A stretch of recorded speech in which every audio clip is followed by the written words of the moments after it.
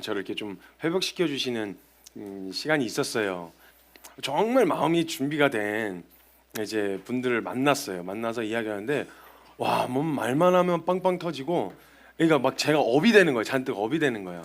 그러니까 제 말씀에 리액션이 좋았다고 이게 힐링이 된 게 아니라 이분들 안에 이게 막 방향을 몰라서, 그러니까 살고자 하는 의지는 있으나 방향을 몰라가지고 어떻게 해야 되지 어떻게 해야 되지 하고 방향을 잡질 못하고 헷갈려하다가 그 방향을 콕 집어주니까, 이게 정답은 아니더라도 방향을 콕 하나, 어떻게 이걸 뚫어낼 수 있을지에 대한 여러 가지 방법이 있겠지만 그 방법 중 하나를 쿡 찔렀을 때 그냥 이걸 막 붙드는, 그럼 이렇게 해도 되는 거예요? 이렇게 하는 게 문제가 안 되는 거예요? 이렇게 살아도 돼요? 이런 막 도전들과 막 그런 질문들이 막 쏟아지는데, 제가 그걸 대답을 응해주고 반응하는데 지치지가 않는 거예요. 이게 막 모든 그렇게 살고자 하는 막 소망함을 가지고 막 묻고 얘기할 때 막 제가 살겠는 거예요. 근데 이제 아무리 막 이렇게 하다가 제가 자꾸 기운이 빠지는 것들이래. 기운이 빠질 때가 언제냐면, 이게 그냥 그러니까 모든 영역에서부터 설득부터 해서 이걸 왜 해야 되는지, 이렇게 해서 이렇게 돼야 되고 저렇게, 이미 마음 가운데 안 하고 싶은 마음이 많아서 10가지 이유 중에 단 한 가지라도 안 할 이유만 생겨봐라, 내가 안 한다, 이런 마음으로 버티고 있기 때문에 10가지 모두가 충족이 되지 않으면 간신히 그것도 이렇게 한 걸음 이렇게 걷는 걸음을 만약 옆에서 이렇게 도우려면 이게 진짜 쉽지가 않아요. 그래서 진짜 마음이 정말 말씀에 순종하고 싶은 소망함, 말씀대로 살고 싶은 소망함, 단지 소망하면서 그친 게 아니라 이론적으로 말씀을 소망하고 순종해야 된대, 그냥 순종하는 것이 정말 잘 사는 거래 라고 이론적으로 동의해서 그래 나도 잘 살아야지, 이런 거 말고 진짜 우리 마음 가운데 하나님 저 정말 믿음으로 살고 싶어요, 하나님 저 진짜 제대로 한번 말씀 앞에서 이게 사실이 되고 실제가 된 삶을 저 살고 싶어요 라고 하는 소망함으로 나아가면 주님 반드시 만나 주실 뿐만 아니라 그 힘을 주셔요. 그리고 만약에 우리 마음 가운데 그 마음이 없다면 다른 기도는 제쳐놓고 하나님 제 안에 이 영원한 것을 소망하는 마음을 부어주십시오, 정말 영원한 것을 붙들려고 하는 목마름을 제게 허락해 주십시오. 다른 거 제쳐놓고 그거부터 구해야 되는 거예요. 그냥 다른 해결책, 지금 상황에서의 해결책을 구할 게 아니라 하나님 앞에 이걸 구하게 되어졌을 때 진짜 주변에 둘러싸고 있는 수많은 문제가 문제처럼 여겨지지도 않을 만큼의 확신과 분명한 방향성으로 거침없는 걸음을 걷게 되어질 거라고 저는 확신합니다. 그래서 저는 저희 교회 성도님들과 그런 삶을 함께 살고 싶어요. 같이 정말 살아보고 막 어떻게 하면 살 수 있지? 어떻게 하면, 그냥 이론적으로 충족이 되는 거 말고요, 그냥 속이 시원한 정도 말고요, 진짜 살아보려고 하는데 어떻게 해야 되지? 그러면 함께 모여서 우리 이 방법 써볼까? 우리 이렇게 한번 해볼까? 말씀 앞에서 이렇게 부딪혀볼까? 방법이 전혀 몰라? 그럼 일단 모여 기도하자. 그냥 이게 서로 격려되어지고 위로가 되어지는, 그냥 같이 모여서 그냥 이야기 나누고 교제만 하는 커뮤니티가 아니라 정말 이 생명의 길, 이 좁은 길, 좁은 문으로 통과하여 좁은 길로 가는 이 길을 함께 가는 동지가 되어줬으면 좋겠어요. 전 그걸 돕고 싶고요. 그래서 먼저 해볼 수 있는 막 싸움들을 싸우면서 이거 한번 해보니까 이런 방법도 좋은 것 같아요. 제 방법이 절대적이라고 할 수 없어요. 제가 제시하는 방향성이 절대적일 수는 없죠. 절대적인 방향은 예수 그리스도밖에 없어요. 그분을 믿는 믿음으로 행한 모든 게 다 믿음이에요. 특정한 방식만, 특정 방향만, 그것만 옳다라고 말할 수가 없죠. 그러나 진짜 한번 진지하게 이 영역에서 뚫어보려고 막 몸부림치다가 깨닫게 되어진 원리를 공유하고 함께 나눴을 때 살려던 사람들은 나 그거 안 써봤어, 나 그 방법 안 써봤어, 그래 그거 한번 해보자, 이게 막 신나진 않을 수 있어요. 마음 가운데 막 더 할 힘이 없고, 그럼 옆에서 누구라도 같이 가자, 하자, 같이 서야지, 이렇게 함께 세워주고 격려하는 그런 교회를 꿈꿨고요. 그런 방향은 놓친 적이 없어요.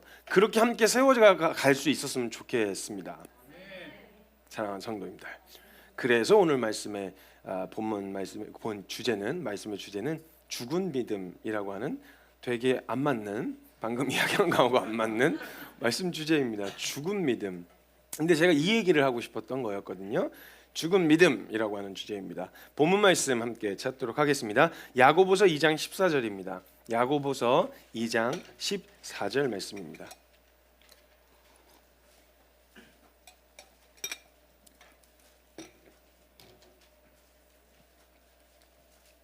야고보서 2장 14절 함께 읽도록 하겠습니다. 야고보서 2장 14절 함께 찾으신 줄로 알고 읽겠습니다. 시작. 내 형제들아, 만일 사람이 믿음이 있노라 하고 행함이 없으면 무슨 유익이 있으리요? 그 믿음이 능히 자기를 구원하겠느냐? 아멘. 야고보서 2장에 걸쳐서 계속 이 믿음에 믿었을 때 나타난 행함에 대하여 강조합니다. 그러면서 이 행함이 없는 믿음은 죽은 믿음이라고 이야기하고 있어요. 이 반복되어지는 구절 속에 만약 믿음이 있다고 말하면서도 그 믿는 바대로 살아보려고 하지 않는다면 그게 믿었다는 말이 너에게 무슨 유익이 있겠느냐라는 말과 같은 거예요. 무슨 유익이 있겠니? 능히 그 믿음이 너를 구원하겠느냐? 사실이라고 동의는 한다. 저 믿어요 라고 말은 하지만 이건 실질적으로 동의를 한 거지 실제로 믿은 건 아니어서 믿음 바대로 나타나야 될 행함이 나타나지 않는다면 그게 어떻게 너를 능히 구원하겠느냐? 그건 죽은 믿음이다 라고 이야기하고 있는 게 야고보서 2장에서 걸쳐서 쭉 이야기하고 있는 내용이에요. 여러분, 야고보서를 쓴 저자는요, 예수님의 동생으로 알려져 있는 야고보입니다. 예수님의 동생이요. 예수님의 동생인데 사도 요한의 형제였던 야고보도 있어요. 제자 중에 이제 야고보가 있는데 그 야고보는 너무 일찍 순교를 해가지고 이 성경을 썼을 때 연대가 맞지가 않아요. 그래서 추정하기 대체적으로 모든 학자들이 이 야고보서를 쓴 사람은 예수님의 동생으로 추정을 하고 있어요. 거의 확실해요. 뭐 흐름이나 문맥이나 어휘나 이런 걸 봐도 야고보로 추정을 하고 있다는 거죠. 근데 예수님의 동생이었던 야고보는요, 예수님을 원래 메시아나 그리스도로 인정하지 않았었어요. 예수님 공생의 사역 기간에 사역을 하실 때 제자들이 막 들러붙고 막 사람들도 들러붙고 그런 시기가 있었잖아요. 근데 야고보는 예수님을 메시아로 인정하지 않았었어요. 그래서 요한복음 7장 5절 말씀에 보면요, 이는 그 형제들까지도 예수를 믿지 아니함이로라 라고 이야기해요. 그러니까 예수님의 형제였던 야고보도 예수님을 안 믿었다는 거예요. 아니 진짜 여러분, 신약 성경에서 보면요, 서신서들이 다 보고 난 다음에 직후에 쓴 거잖아요. 그러니까 그 기록 역사를 그때마다 쓴 게 아니라 그 죽음과 부활 이후에 쓴 서신서들이잖아요. 그러다 보니까 예수님의 죽음과 부활을 목격한 사람들이고 또 그 예수님의 역사와 마가의 다락방의 체험을 한 사람들도 있었으니, 그리고 사도 바울 같은 경우는 직접 다메섹 도상에서 예수님을 경험을 했잖아요. 그런 사람들이 당연히 예수님은 그리스도라고 하는 전제를 깔아놓고 글을 쓰니까 믿지 않는 사람들이 되게 뭔가 그냥 대충 사는 사람들 같고 되게 믿음 없는 사람들처럼 써놨을 수 있어요. 예수님은 요한이 보기에도 그런 거죠. 사도 요한이 보기에도 이게 뭐랄까, 그 형제들도 안 믿었대. 아니 믿을 만한 분인데 왜 안 믿어? 이런 입장은 그 후에 지나서 쓴 거란 말이죠. 근데 그때 당시에요, 진짜 야고보 입장에서는요, 예수님을 믿기가 정말 힘들었을 사람 중에 한 사람이에요. 진짜 어려웠을 사람이 야고보란 말이에요. 전 그 누구보다 제일 예수님 믿기가 어려웠을 사람이 야고보라는 생각이 들었어요. 왜냐면 일단 야고보는요, 어렸을 때부터 같이 뛰놀던 형이 메시아래.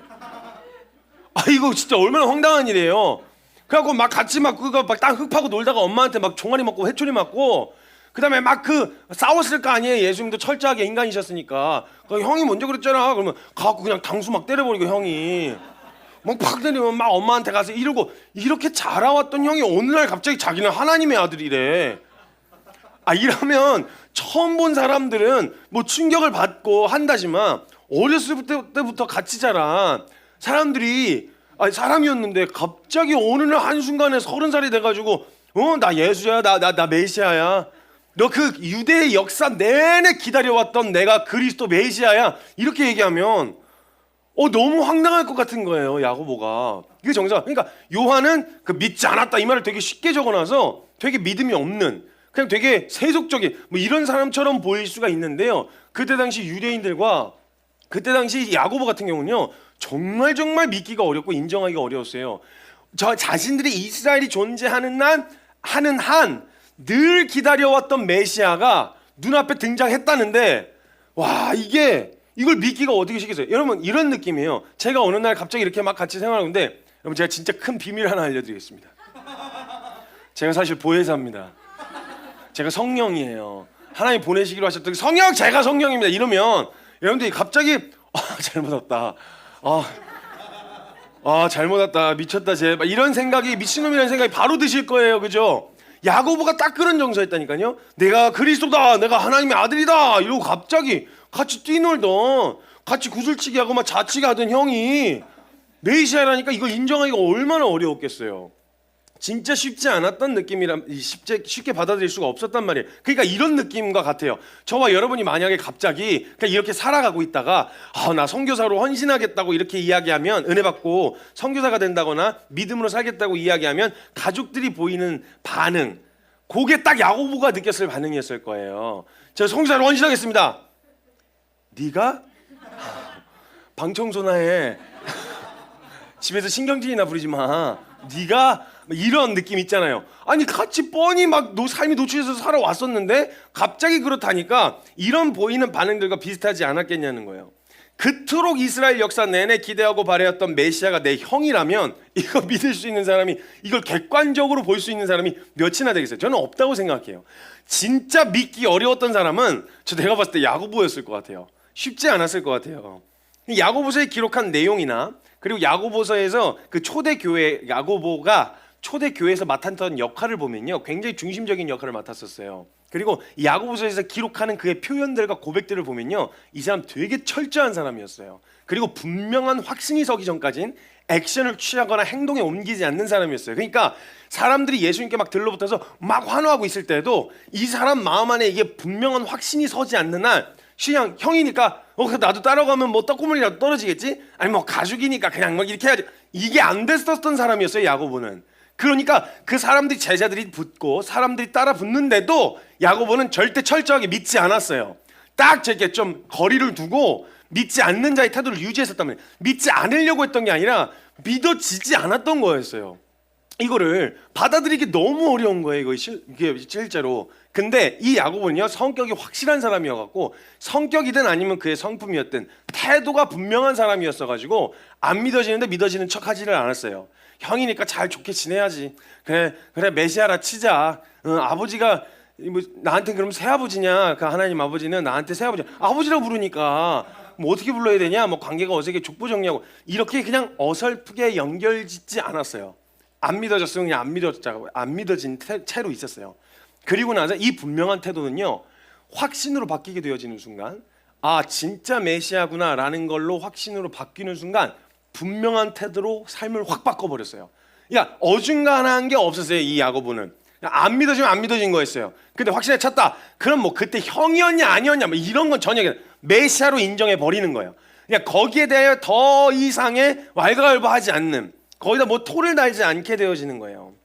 그러니까 이런 모습들, 야고보의 그 태도로 봤을 때 혹여라도 떨어질 떡고물 때문에 인정하는 척하는 그런 사람은 아니었어요.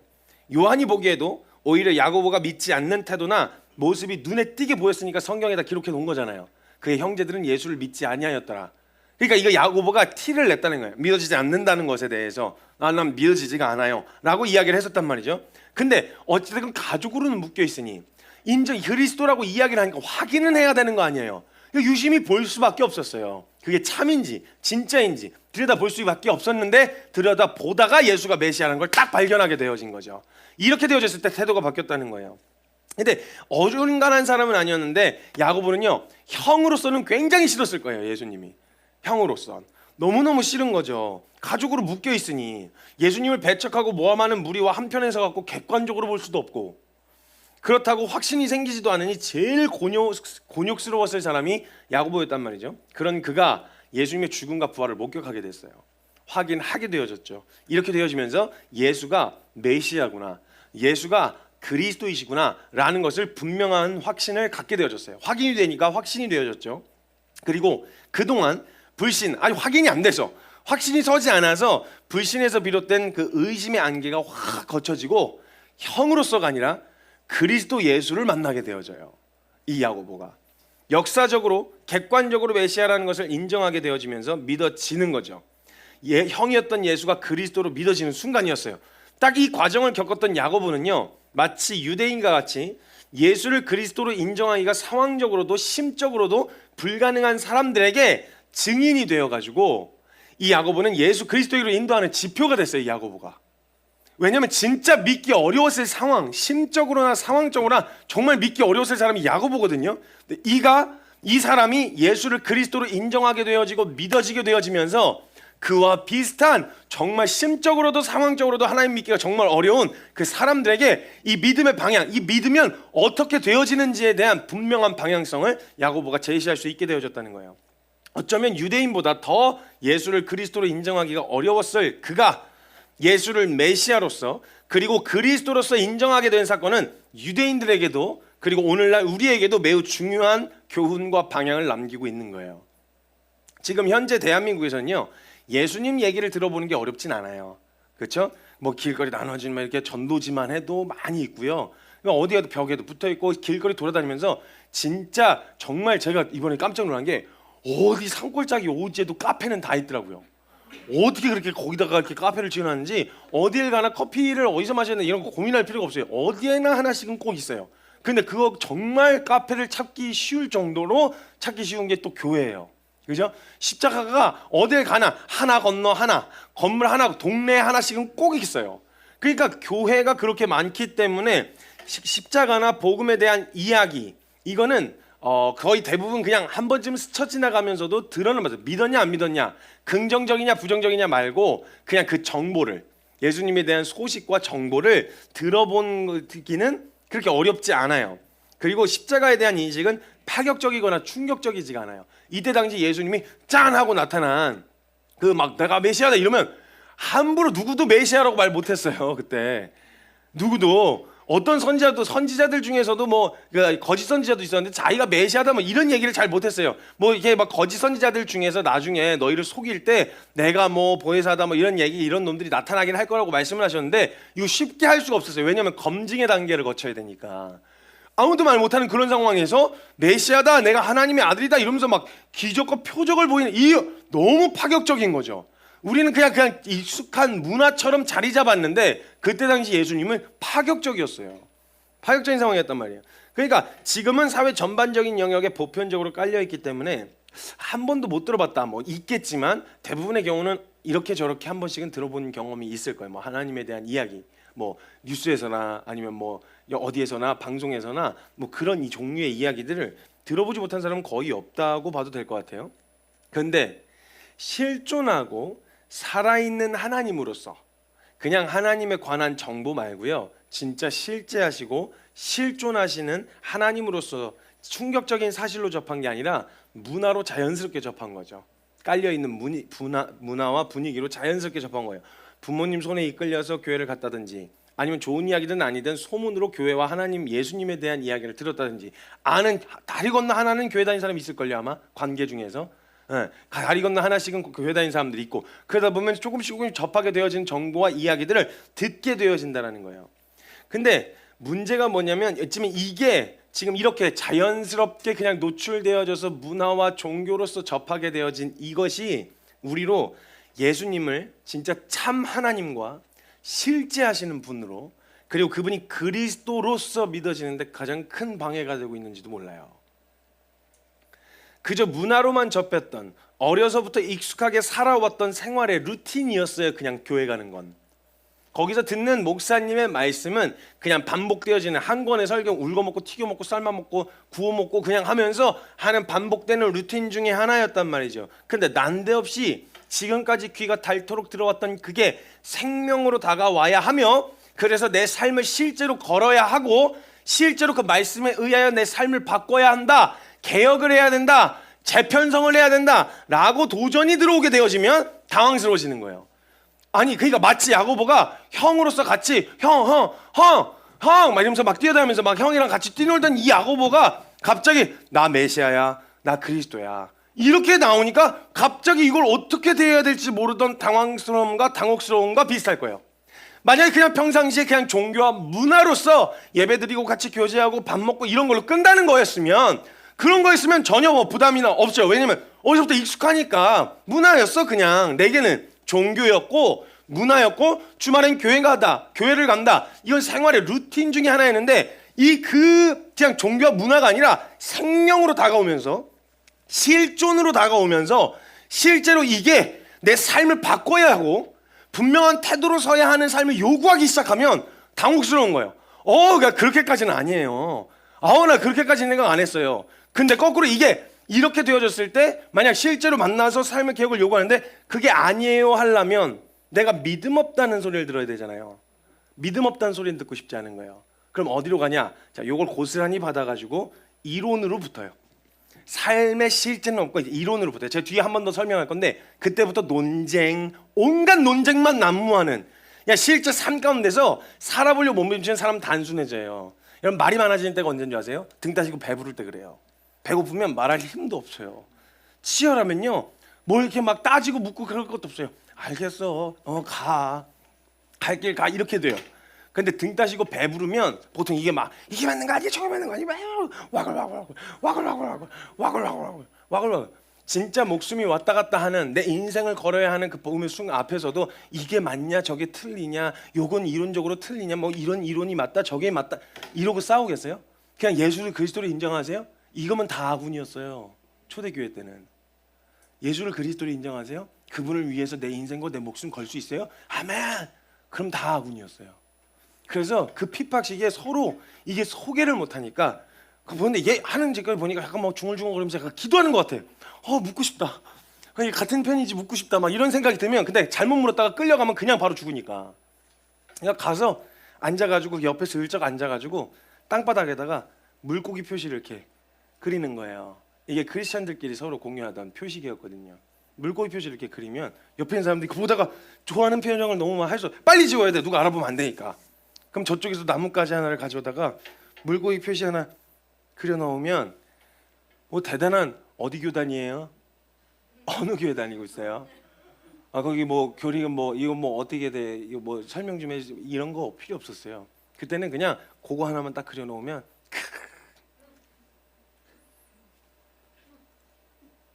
그리고 그 사람 다시 못 만나도 그냥 그때 그 순간에 거기서 그 사람 만났다는 게 그냥 위로가 되는 거야. 그래, 이 길 가는 사람이 있구나. 왜냐면 이 사람들은 만약 그게 예수를 믿는다라는 게 발각이 되면 기본 생활권이 불가능했거든요. 그냥 끌려가서 죽음이었어요. 그러니까 그 사람들은 뭐 사소한 이론과 교리 갖고 논쟁하고 싸우는 그런 짓 안 했어요. 그거 할 에너지가 어디 있어요? 그거 막 견디기도. 빨리 오셨으면 좋겠다, 주님. 빨리 오셨으면 좋겠다. 어떻게든 막 주님 빨리 뵀으면 좋겠다. 근데 어쨌든 있게 하신 이유가 있으니까 거기서 믿음 지키며 살아가는데, 그 쓸쓸하고 외롭다가 그냥 중간에 길 가다가 그런 사람 만난, 이게 그냥 큰 위로가 되어지는, 그래 곳곳에 있지, 나만 싸우는 거 아니지, 이런 마음으로 위로가 되어지는. 그랬었다고요. 그때는 이론으로 갖고 논쟁하고 싸우고 뭐가 그렇게, 그거 딱 보면 그렇게 더 중요한 것도 아니야. 다 지가 하나님 돼가지고 그냥 하나님이 하실 걱정을, 지가 염려 걱정을 다 하면서, 구원론에 대한 설명이 필요하긴 해요. 당연히 어떻게 구원을 돼야 되는지에 대한, 그리고 약간 교단마다 그 구원론에 대한 입장과 관점이 다르고요. 근데 결국 그거 누구한테 달려있는 문제예요? 우리한테 달려있는 문제가 아니라 하나님한테 달려있는 문제잖아요. 하나님이 가장 선하게 판단하실 거예요. 그럼 우린 뭐예요? 그 구원에 이르게 하는 지혜가 어디 있다 그랬어요? 성경에 있다 하셨으니 말씀대로 살려고 몸부림치고 주님 앞에 순종하러 나아가면 주님이 알아서 직접 판단하시게 아니겠어요? 주님 앞에 그런 태도로 선다면요, 우리가 분명한 태도로, 물론 점검되어야 할 우리 안의 사심들이나 이런 것들은 당연히 제어해지고 점검되어지고 도전하고 권면해야 되겠죠. 그러나 그 모든 것이 주님 몫에 있는데 그걸 가지고 논쟁하고 막 싸우고, 설명이 필요한 사람들도 물론 있죠. 교리는 전 필요하다고 생각해요. 교리는 정말 필요한 거예요. 진리를 사수하고 지켜내기 위해서, 왜곡되지 않게 하기 위해 필요한데, 이 교리를 대하는 자세가 저는 왜 어렵냐면, 이 교리를 대할 때 뭔가 더 하지 않으려고 하는, 더 하지 않아도 괜찮은 이야기로 자꾸 이 교리를 사용하고 써먹으니까 이게 속상하고 화가 난다는 거예요. 교리가 문제 있는 게 아니에요. 각 교단의 이야기를 들어보고 교리에 대한 이야기를 보면요, 다 나름 성경을 근거로 한 이야기예요. 틀린 거 없어요. 근데 그걸 어디다 사용하느냐에 달려 있는 거죠. 어떤 의도로 그걸 사용하느냐.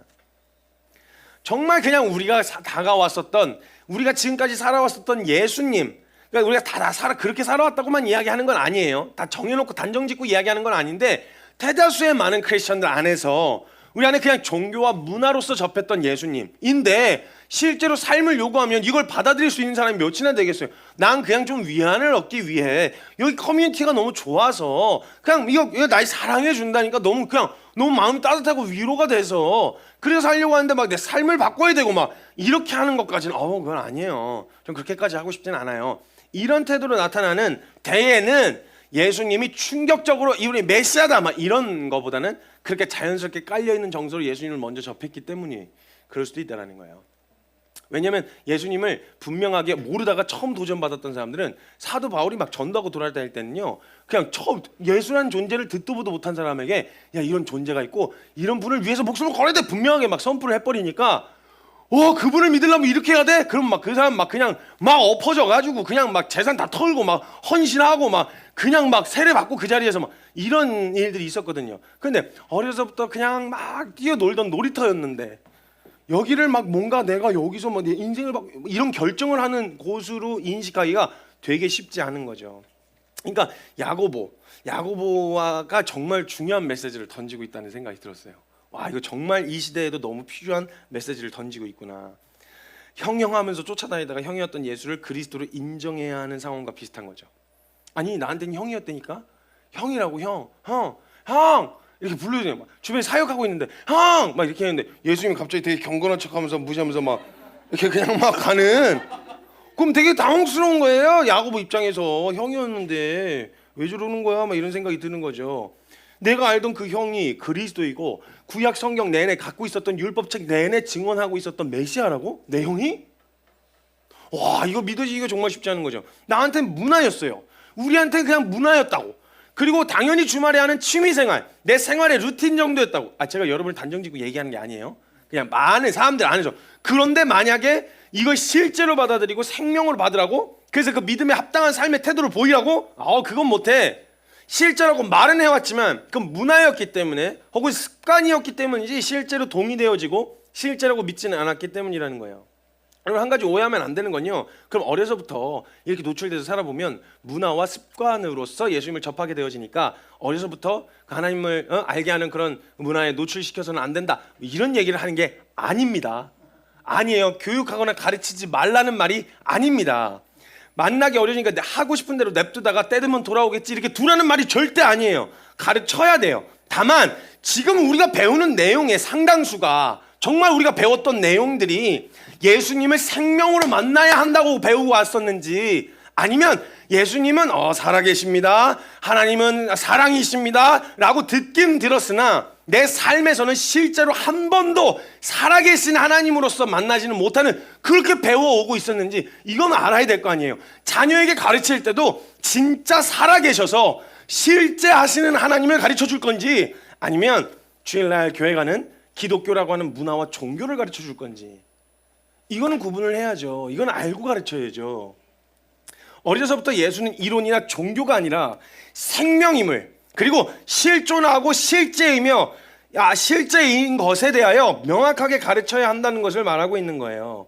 만약 종교와 문화로 만나는 예수에 대해서 이야기하고 있으면 진짜 현실성 없이 되게 뜬구름 잡는 이야기가 많아요. 막 난 현실에 치여 있는데 평안하라, 뭐 어떻게 하라고 평안하라, 그리고 막 진짜 너무 상황 때문에 급박해서 무서워하고 있네. 두려워하지 말라, 내가 너와 함께함이라.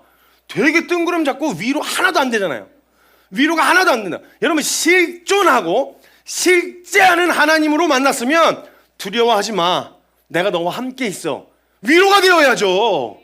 단순히 종교와 문화가 아니라 습관으로 만난 게 아니라 진짜 실제하고 실존했다면 하나님이 천지를 창조한 그 능력자가 나와 함께한대.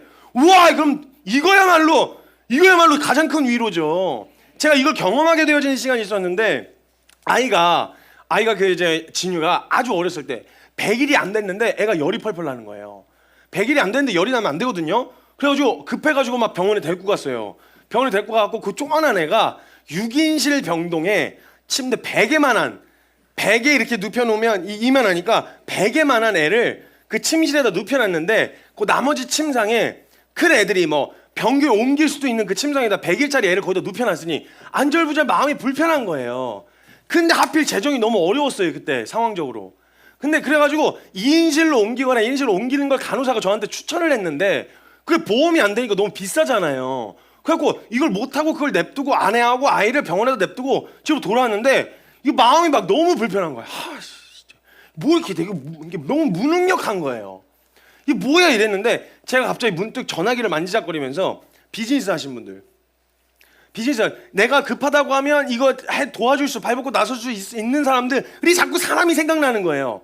그래서 막 생각을 하다가 잠깐 멈추고 제 원칙이 있으니까 사역의 필요나 개인의 필요를 외부로 먼저 알리지 않는다는 원칙이 있으니까 이 핸드폰을 딱 닫고 생각을 했어요. 내가 진짜 지금은 막 너무 급박한 상황은 아니지만 진짜 정말 급박한 상황이 됐을 때 내 자기 일처럼 발벗고 나서줄 사람이 내 주변에 있나? 라고 딱 생각을 했어요. 근데 떠오르는 거예요, 몇 사람이. 그래 하면서 제 안에 위로가 되더라고요. 이 사람은 진짜 내 일처럼 발벗고 나서줄 수 있는 사람이 있을까라고 생각을 하는데 위로가 되는 거예요. 근데 그때 뒤통수를 맞았어요. 주님께 나는 이 새끼야, 나는 네 머리카락 숫자까지도 샌다 라는 말이 무슨 말인지 아세요? 여러분 매일 머리 빠지시죠? 다시 나기도 하잖아요. 다시 나죠. 그러니까 매일매일 업데이트 하신다는 거예요. 저와 여러분의 상태와 정보를 매일매일 업데이트 하시는 하나님, 즉 매일매일 살피시는 하나님이시라는 거예요. 그러면 내가 너와 함께 있다. 네가 뭔 일이라도 터지면 내가 하늘 보좌에서 일어나서 내가 뭐라도 할 놈이라는 이거에 대해서는 위로가 안 돼? 제가 이거에 뒤통수를 맞았어요. 나 정말 하나님을 실제 하신 하나님으로 믿고 있는 거 맞나? 정말 살아 계신가? 아니 이론에 말고 여러분 진짜 혼란스러워하지 마세요. 이론적으로 나 지금까지 동의해 왔는데 이거 말고요. 나 진짜 실제로 하나님을 살아계신 하나님으로 믿고 있었나? 그분이 나와 함께 한다는 말, 내가 세상 끝날까지 항상 너희와 함께 있으리라 라고 한 말씀이 난 진짜 정말 막 절박한 그 상황에서 나에게 진짜 위안이 되나? 위로가 되고 있나?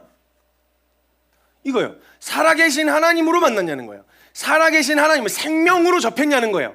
그냥 그런 적이 없었는데요. 이제 도전을 받았을 때 이 삶을 유지하고 싶은 게 아니라 나 진짜 살아계신 하나님 만나고 싶어요. 나 진짜 실존하신 하나님 만나고 싶어요. 이런 방향으로 가야 되고 그걸 계속 이야기해 줘야 돼요. 그냥 문화에 젖어서 여기서 이 자리에 이 상태에 만족하고 머물러 있게 해서는 안 된다라는 거예요.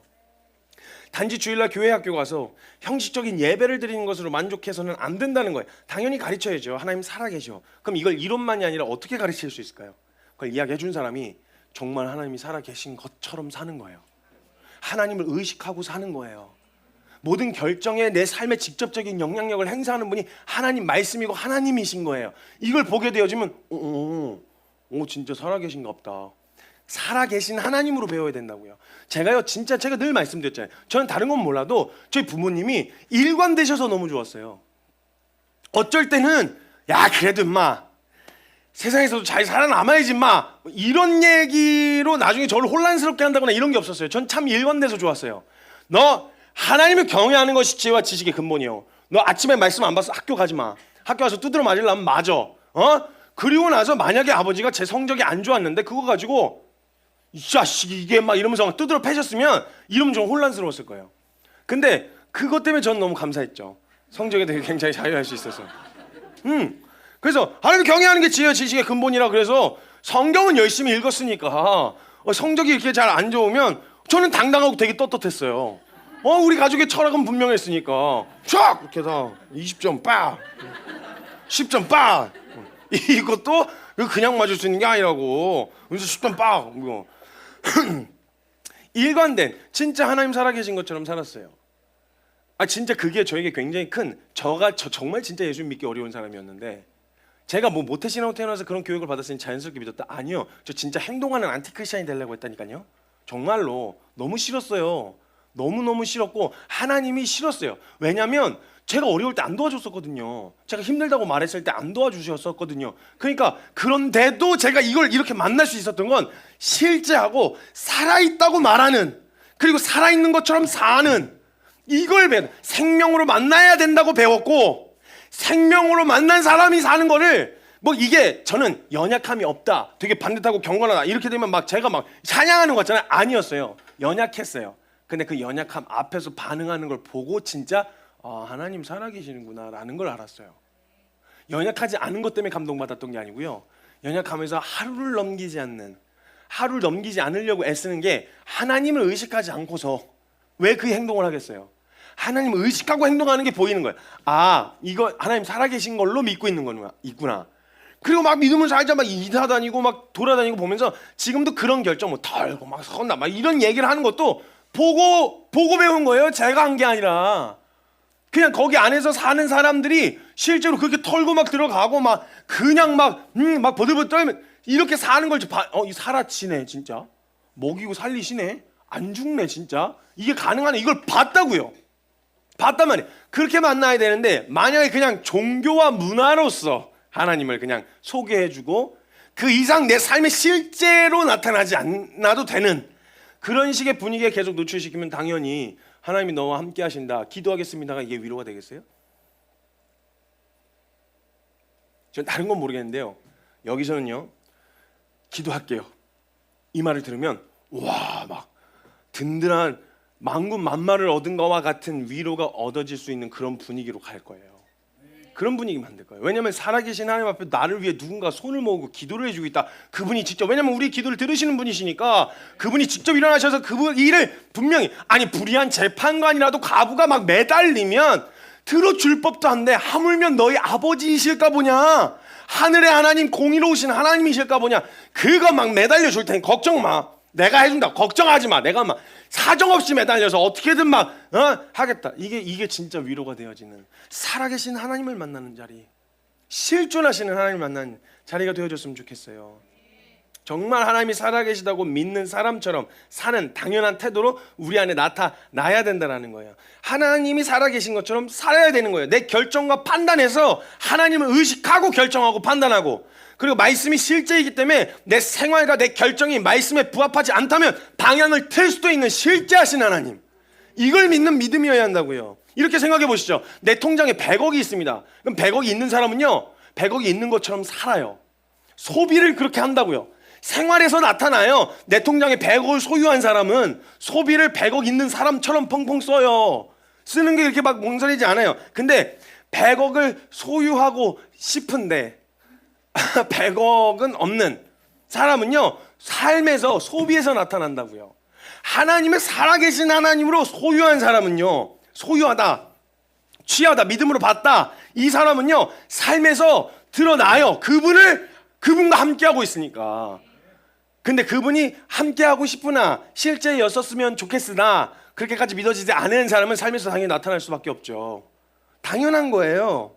정말 하나님이 실존하시고 그분의 심판이 있고 이루신 복음이 그저 교회에서 이야기하는 교리가 아니라 실제라고 가르쳐야 하고 우리 실제라고 배워야 하며, 만약 지금 그렇게 되어지지 않았더라도 괜찮아요. 왜?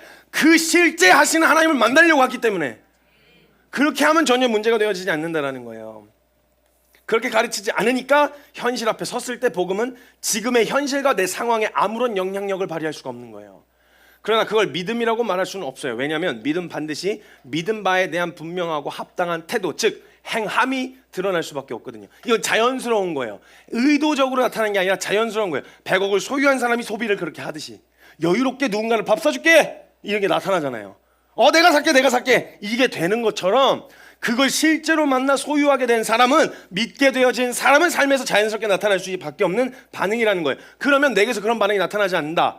그러면 이게 내가 이걸 어떻게 내가 이걸 공격받거나 당황스러워할 게 아니라 잠깐만, 나 정말 하나님을 살아계신 하나님으로 믿고 있나? 이거 믿으려면 제대로 믿어야 되잖아요. 이걸 건강하게 점검할 기회라는 거예요. 근데 그런 행동이 나타나지 않아서, 그런 행동이 나타나지 않는데, 그런 행함이 나타나지 않는데 라고 얘기했을 때 공격으로 딱 받아버리면요, 이걸 같이 살자고 제안하고 권면하는 건데 이걸 공격으로 받아버리면 어디로 가냐? 이론 뒤로 도망가요. 꼭 그렇게 돼? 꼭 그렇게 해야 돼? 꼭 그렇게 하면 믿음이야? 꼭 그렇게 살아야 돼? 그러면서 이론 뒤에 숨어요. 실제 하시는 하나님으로서 내 삶의 행함을 증명하려는 거, 그리고 점검하고 확인하려는 것보다 이론 뒤에 숨어요. 제일 좋아하는 말이, 그런 사람들이 제일 좋아하는 말이 있어요.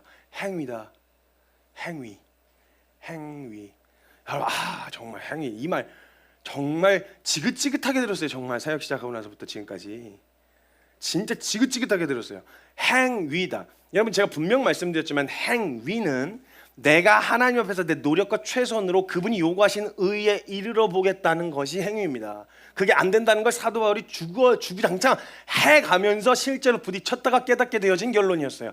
안 된다. 믿음으로 말미암아 얻게 되어진다. 그러나 야고보는 뭐라고 이야기하냐? 믿음의 행함, 믿으면 자연스럽게 나타나는 그 행함을 통해서 우리가 어디에 속해 있는지를 나 스스로 점검하고 돌아볼 수가 있다. 왜냐? 포도나무에서는 포도나무가 열리고 배나무에서는 배가 열리듯이 그 나무는 열매를 보아 알지니 그 열매가 무슨 좋은 나무는 좋은 열매가 맺힐 것이고 나쁜 나무는 나쁜 열매가 맺힐 것이다 라고 이야기하고 있단 말이에요. 이거 행위하고 짜집기 하면 안 돼요. 그리고 행위도요, 그런 마음으로 진짜 해본 사람들은 행위 이런 얘기 안 해요. 진짜 행위를 해본 사람들은 한번 부딪혀 보세요. 그것도 유익이 돼요.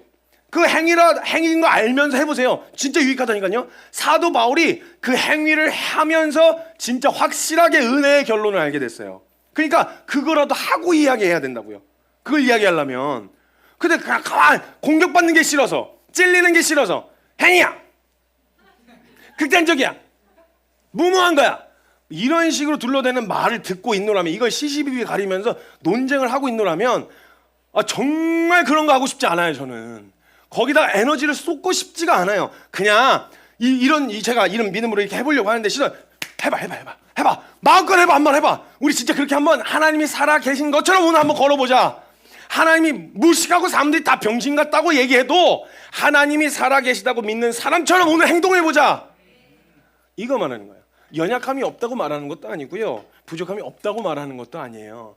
그 사람은요, 연약함 앞에서 막 하나님 살아 계시니까 이걸 막 부딪혀서 이걸 어떻게든 그냥 덮고 넘어가려는 게 아니라 어떻게든 막 싸우고 있는 중.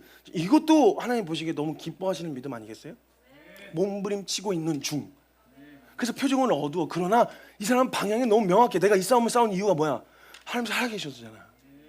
이거가 정말 서로가 격려가 되어지고 위로가 되어지는 이런 싸움을 싸워야 되는데, 계속 이론과 논쟁하면 이거 나 진이 빠져.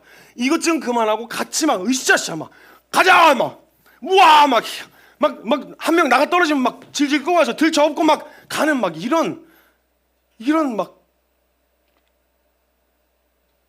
이런 거예요.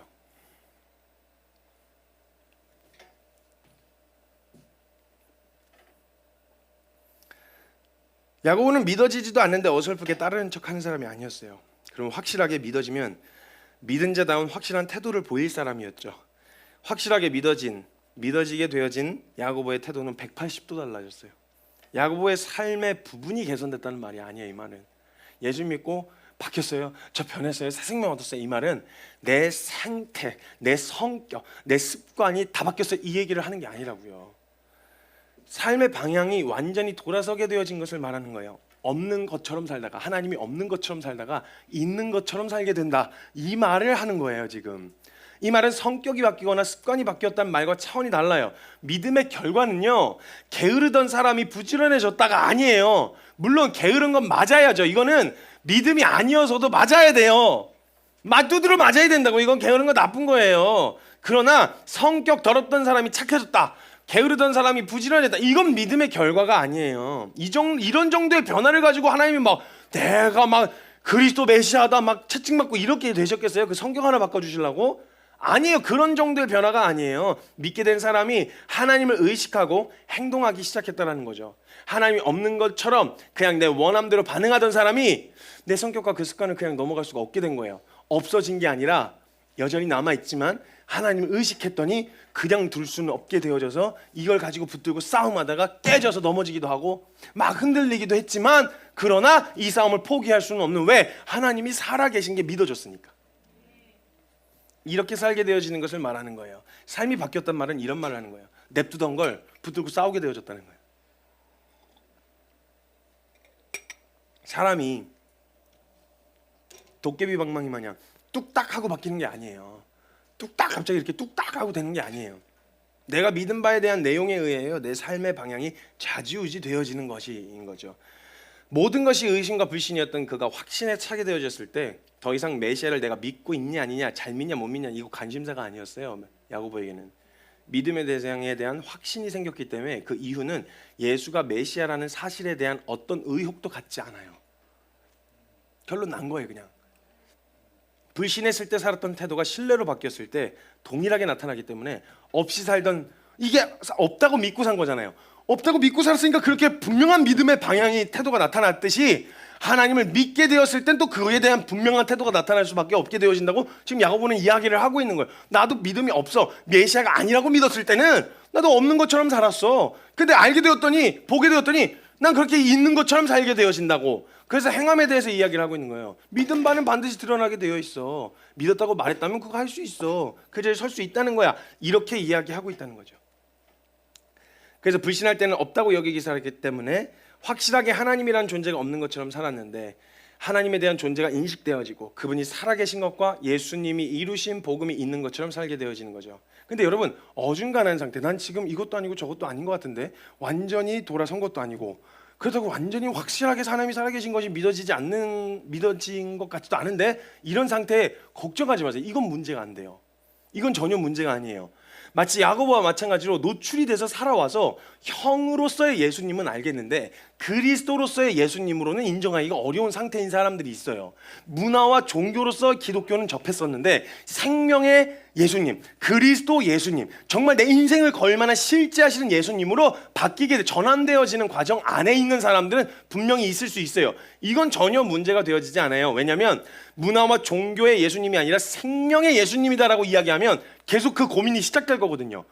내가 지금까지 믿었던 것들이 정말 실제 하시는 분의 이야기라고? 이게 진짜 내 인생을 맡겨도 된다고? 이걸 두드려보고 확인해보는 시도들이 나타나게 되어지거든요. 그래서 이건 괜찮아요. 이건 괜찮은데 진짜 이건 아무런 문제가 되지 않아요. 걱정하지 마세요. 아직 잘 모르겠어요. 저 믿는 것 같지가 않아요. 이런 건 전혀 괜찮아요. 이런 거 얼마든지 기다릴 수 있어요. 정말 괜찮아요. 확신에 차서 가셔야죠. 어설프게 동의하는 척하고 갈 수는 없잖아요. 확신에 차실 때까지 계속 의심하고 두드려 보세요. 그건 전혀 괜찮아요. 저는 정말 그건 너무 괜찮아요. 그리고 걱정하지 마세요. 적어도 제가 여기 있는 한, 제가 계속 말씀을 전하는 한 절대 이론 안에만 갇혀 있는 예수님에 대한 이야기는 안 할 거예요. 그냥 막 현실성 없는, 그냥 막 하나님 좋으신 분이에요, 우리한테 위로를 주세요, 뭐 이러면서 그냥 단순히 위한 정도의 메시지만을 이야기하지 않을 거예요. 실제적으로 정말 살아계신 하나님, 우리 한번 경험할 수만 있다면 막 뛰어들어가 보자. 계속 그 방향으로 이야기를 할 거예요. 막 진짜 엄청 괴롭힐 거예요, 여러분들. 막 그래서 이미 애시당초 그냥 교회가 사람들이 많이 올 수도 있다, 많이 모인 이런 생각 애시당초 버렸어요. 막 엄청 부담스럽게 그냥 막 계속 이야기할 거예요. 하나님 살아계시니까 우리 살아계신 하나님을 믿는 믿음을 이렇게 해보자, 도전하자, 시도하자, 부딪혀보자, 경험하자. 걱정하지 마세요. 계속 아주 그냥 신물이 날 때까지, 막 귀에서 진물이 날 때까지, 살아계신 하나님 만날 때까지 계속 살아계신 하나님에 대한 이야기만 할 거예요. 그래서 그건 걱정하지 않으셔도 돼요. 실제로 우리를 그렇게 인도하셨고 그렇게 우리를 먹이셨고 입히셨어요. 실존하신 하나님을 만날 수 있도록 계속 괴롭혀 드릴 것이기 때문에 그건 전혀 문제가 되지 않아요. 근데 진짜 가장 큰 문제는 뭐냐? 계속해서 예수를 종교와 문화 안에 가두어 놓으려는 사람이 제일 무서운 거예요. 이게 제일 심각한 거예요. 예수가 종교와 문화 안에 있어야 돼요. 왜? 그 밖으로 나오면 내 삶을 괴롭힐 거거든요. 내 삶의 분명한 태도와 개혁을 요구할 거거든요. 그러니까 예수는 종교와 문화로 남아 있어야 돼. 습관적인 예배는 루틴으로 남아 있어야 돼. 이거 그냥 거기서 조금 신령하게 드리는 척까지는 할 수 있지만 거기서 내 삶의 실제적인 결단을 요구한다, 이건 안 돼. 절대. 그냥 예수는 그러니까 문화 안에 있어야 돼. 종교 안에 있어야 된다는 거예요. 실존으로는 나오지 못하게 하는 거죠. 그러면 어떻게 되냐? 이론 안에만 머물러 있는, 이론 안에서만 존재하는, 즉 다른 말로는 살아계신 예수님이 아니라 존재하지 않는 죽은 예수님에 머물러 있는 태도로 예수님을 대하는 거예요. 실제로는 존재하지 않는 상상 속의 예수님, 소설 속의 예수님으로 가두어 놓는 거예요. 오늘 본문에서는 그걸 죽은 믿음이라고 이야기하고 있다고요. 당연히 우리는 말로는 그렇게 말하지 않을 거예요. 살아계신 하나님이시죠 라고 고백은 할 거예요. 그러나 그의 인생에선 실제로 하나님은 존재하지 않는 것처럼 살게 되어진 삶을 산다고요. 디도서 1장 16절에 이렇게 이야기하고 있어요. 그들이 하나님을 시인하나 행위로는 부인하니 이는 가증한 자요 복종하지 아니하는 자요 모든 선한 일을 버리는 자니라. 살아계신 하나님으로 믿어지지는 않지만 문화와 종교 속의 예수님은 좋아. 왜? 이 커뮤니티 너무 좋거든. 거기서 이야기해주는 이야기가 밖에서는 들어보지 못하는 따뜻함을 가지고 있거든. 거기선 사람들에게 난 그런 거 막 요구할 수 있어. 사랑해줘야 되는 거 아니에요? 공주에서 해야 되는 거 아니에요? 밖에서는 그런 얘기하면 귀싸대기 맞으니까. 교회에서는 막 그런 거 막 받아주는, 왜 막 그래서 청소년들 집회 가면 제가 막 진짜 짜증나는 게 교회만 오면 애들이 센 척을 해요. 남자애들이 다 그래서 앞에 나오라 그러면 호도 막 허려고 정상적으로 이렇게 서 있는 애를 본 적이 없어. 나와서 소개하라 그러면 다 한쪽 짝짝다리짓고. 그래서 예전에 막 머리 엄청 길 때는 막 여자애들은 막 이러고 나와요. 근데 옆에 앞에 안 봐 절대. 옆에 봐. 그러면서 막 들으면서 앞머리 막 털고 정신 하나도 없어. 하나도. 뭔 얘기하다 이거 얘기했지? 아무튼 그러니까 그냥 실존하는 분이 아니라 이론에만 머물러 있도록 계시도록 두는 그런 태도. 그냥 문화와 종교로서 그냥 너무 재밌는 거. 왜냐? 그 교회는 그냥 그런 걸 받아주는 곳 같거든. 그러니까 교회를 다니는 건 좋아. 근데 거기서 나에게 그런 삶을 요구한다. 그건 싫다 이거야. 그럼 예수님 어디다 둬야 돼요? 성경 안에만 둬야 돼요. 성경 안에 책 속 안에만 둬야 되고 이론 안에만 가둬놔야 돼요. 거기다가 둬야만, 그래야만 내가 밖에서 받지 못했던 인정을 받을 수 있고 계속 밖에서 요구하지 못했던 것들을 당당하게 요구할 수 있는 이런 태도가, 이런 반응이 나타날 수 있기 때문에 종교 속에 예수님을 두는 거예요. 이론에만 머물러 계시도록 두는 이유는 여러 가지가 있을 거예요. 좋은 사업 아이템이든지, 예수님이 종교로 사업을 해서 좋은 사업의 아이템이 되시든지, 아니면 좋은 취미 생활이든지, 팍팍한 인생의 위로라든지, 아니면 한 번도 받아보지 못한 인정과 사랑을 받았다든지, 다양한 이유로 예수님을 실존하시는 분이 아니라 죽은 예수님, 즉 도덕적 교훈을 주는 정도의 전래동화 비슷하게 성경을 대하는 거예요. 자, 도덕적 교훈이 담겨 있는 전래동화 비슷한, 실제 이야기는 아니고. 만약 이런 태도로 선다면 예수님을 절대 사실로서, 역사적 객관적 사실로 받아들이지 않고 생명 없는 죽은 이론 속에 예수님을 가둬놔요.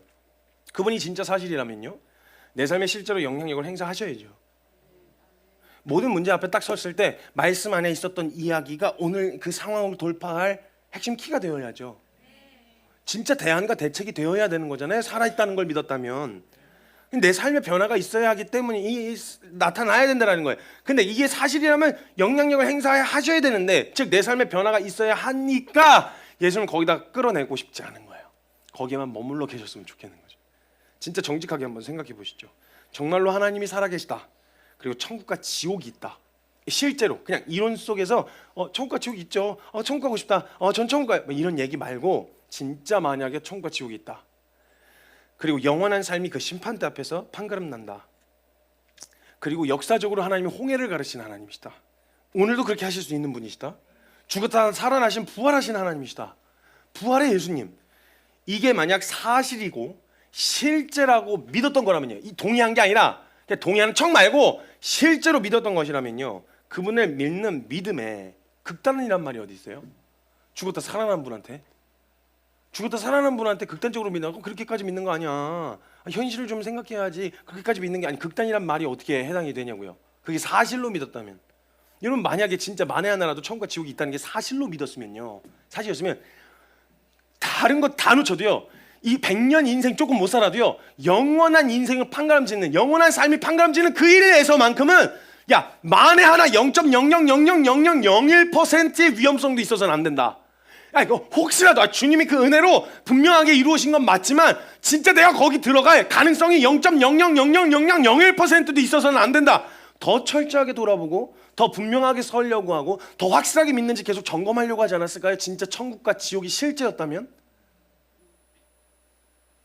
뭐 그렇게까지 해. 그렇게까지 하지 않아도 주님 다 알아서 구원해. 이게 혹시나 아니면 어떻게 해요? 그게 아니면 어떻게 해요? 그러니까 내가 그게 맞아, 성경에서도 그렇게 얘기하고 있어. 그러나 혹이라도 내가 하나님 앞에 내가 깨닫지 못한, 드러나지 못한 것 때문에 하나님 앞에 혹시라도 좀 걸릴 만한 게 있으면 어떡하지? 돌아보고 살피려고 하는 태도가 진짜로 나타나지 않겠어요? 진짜 있다고 믿는다면. 근데 만약에 대충 괜찮아 막 다 가는 거야 그냥 막. 그러니까 이건 그 뒤에 죽음 이후에 대한 영역이 실제가 아닌 거예요. 사실 따지고 보면. 만약 사실로 믿어진 것이라면 그렇게 믿는 것이야말로 정상이고 당연한 거 아니냐는 거예요. 하늘에 만나를 내리신 분이 죽은 텍스트에 머물러 계신 것이 아니라면 오늘 두 손을 들고 하나님 앞에 의용한 양식을 구하는 게 왜 미친 짓이에요? 하늘에 만나를 내리실 수도 있지, 살아 계신 하나님이셨다면. 그러나 역사적으로 그냥 동의는 했어. 만나를 내리셨대. 오케이, 거기까지 동의. 근데 정신 나가더만. 정신 나 가서 일해. 가서 아니 당연히 일해야죠. 일하지 말란 말이 아니죠. 가나안 들어가서 일하라고 하셨으니 일해야죠. 일하지 말란 말이 아니라 그런 믿음으로 살아야 되는 사람들이 있을 수 있잖아요. 근데 그 믿음이 왜 극단적인 거예요? 왜 그 믿음이 미친 취급을 받아야 되죠? 그분은 오늘도 하실 수 있는 분이신데, 그 살아계신 하나님은, 천지를 창조하신 하나님은 오늘도 그런 동일한 능력을 갖고 살아계신 하나님이신데, 그분을 믿는 믿음에 그래서 제한이 없는 거예요. 제한이, 리미트가 걸릴 수가 없는 거예요. 살아있다 말하지만 한 번도 살아계신 하나님을 만난 적이 없어서 정서적인 위로와 위안을 얻기 위해서 합리적이고 이성적으로 주일 예배를 마치면 현실로 돌아와서 내 삶에는 하나 영향력을 행사할 수 없다면 그게 어떻게 하나님을 살아있다고 믿는 거냐는 거예요. 내 삶의 변화는 싫고 그러나 익숙한 종교와 문화로서의 예수는 좋은, 이런 태도로 가면 어디로 끌고 가냐? 내 삶을 건드리지 않는 화려하고 현란한 이론으로 갑니다. 이론, 막 이런 복잡하고 화려하고 이런. 진리는 여러분 단순합니다. 원래 이론은 단순하게 이해할 수 있도록 설계, 정리해 놓은 게 이론이죠. 교리이고. 근데 이걸 복잡하게 꼬기 시작하는 거예요. 막 복잡하게 그냥 복잡하게 꼬기 시작해가지고 막 이게 이론으로 가게 되어지는 거예요. 그리고 삶의 변화를 요구하는 말씀을 전부 다 극단으로 치부해버리는 거예요. 이런 사람들이 즐겨 쓰는 말이 있다는 거예요. 제가 아까 말씀드렸던 것처럼 그건 행위다. 행위다. 분명히 말씀드렸어요. 하나님께서 우리에게 주신 은혜와 복음은 우리가 노력해서 얻어낸 것이 아닙니다. 절대 우리의 행위로 얻어낼 수 있는 게 아니에요. 그러나 그것이 사실이고 실존하시는 하나님을 만났다면 당연히 나타나야 되는 삶의 태도는 보일 수 있다라는 거예요. 마태복음 7장 16절에서 20절까지의 말씀을 보면 그들의 열매로 그들을 알지니 가시나무에서 포도를 또는 엉겅퀴에서 무화과를 따겠느냐? 안 난다. 그런 나무는 이와 같이 좋은 나무마다 아름다운 열매를 맺고 못된 나무가 나쁜 열매를 맺나니 좋은 나무가 나쁜 열매를 맺을 수 없고 못된 나무가 아름다운 열매를 맺을 수 없느니라. 아름다운 열매를 맺지 아니하는 나무마다 찍혀 불에 던져지느니라. 이러므로 그들의 열매로 그들을 알리라. 드러날 거라는 거예요. 이게 예수님이 하신 말씀이 제가 한 게 아니라, 만약 그 태도가 나타나지 않았다면 정직하게 나는 정말 살아계시고 실존하시는 하나님을 믿고 있는가, 공격을 하려고 한 게 아니잖아요. 지금 공격을 하는 게 아니라 진짜 살아계시고 실존하시는 하나님을 만나야 된다, 이 소망이 있는 거예요. 그냥 이걸 공격으로 너 믿음 없어 이 얘기를 하는 게 아니라, 우리 정말 제대로 믿어야 되는데 정말 살아계신 하나님으로 믿고 있나요? 정말 우리 그분을 그렇게 믿어야 돼요. 믿고 있지 않다면 그 방향으로 나아가야 돼요. 얼마든지 기다릴게요. 얼마든지 기다릴 수 있어요. 그러나 우린 정말 무슨 방향으로 가야 되냐면, 이 죽은 이론에 머물러 있지 말고 이 종교와 문화에 젖어 있지 말고 살아계시고 실존하시는 그분을 만나는 자리로 함께 갑시다. 경험할 수 있는 자리로 함께 갑시다. 이 얘기를 하는 거예요. 공격이 아니라. 근데 이걸 직접적인 삶의 변화를 요구하니까 그렇게는 싫어요. 그것까지 건들지 마세요. 이런 방향으로 나오면 도와줄 수 있는 방법이 없다는 거예요. 글로 끌고 가면서 이 잘못돼야, 여기가 그렇게 이야기하는 게 잘못되어야 내가 오늘의 삶을 유지할 수가 있거든요. 이렇게 하면 자꾸 이론으로 끌고 가서 논쟁만 하는 거예요. 그 논쟁을 하면요, 맞고 틀린 게 그냥 그 관점마다 그런 관점으로 보면 내가 진짜 쓰레기다. 그런 관점으로 보면 아닌데 네가 쓰레기인데. 관점마다 다 달라요. 같은 사건도. 그러니까 이건 중요한 게 아니에요. 진리가 아니라는 거예요. 그걸 통해 우리가 무엇을 만났냐는 거예요. 그 상황 앞에서 우린 실존하시는 하나님을 믿음으로 어떤 액션을 취했냐는 거예요. 이게 중요한 건데 거기서 계속 이론으로 논쟁만 되어지는 거예요. 실존하시고 살아계신 하나님을 만난 것이 아닌데 자신의 삶을 바꿔야 하는 부담은 갖고 싶지 않은 거죠. 그렇다고 내가 실존하시는 하나님을 만난 적이 없다고 인정하고 싶지도 않고. 그러면 어떻게 되냐? 논쟁해야죠. 네가 맞냐 내가 맞냐 논쟁해야죠. 이것만큼 부질없는 싸움이 없다고 생각해요. 저도 제가 논쟁 진짜 시작하고 사역하면서 쭉 내내 그런 논쟁에 시달리면서 와, 참 부질없다 이거. 참 부질없는 짓이다. 그래서 논쟁을 잘 안 하려고 하는 이유가 논쟁의 의미가 없어요. 좀 진짜 건강하고 생산적인 네거티브 대환영입니다. 아니 이것보다 이런 게 더 낫지 않을까요? 방향을 제시하면서 이렇게 한번 해보면 어떨까? 야, 그것도 괜찮은 방법이다. 이거 얼마든지 생산적인 네거티브, 생산적인 비판, 얼마든지 대환영, 생산적인 논쟁, 서로 몰랐던 정보들을 공유해가면서 부딪히고 이거 아니야? 아닌데 이게 맞는데? 그러면 야 이렇게 생산적인 논쟁 대환영이에요.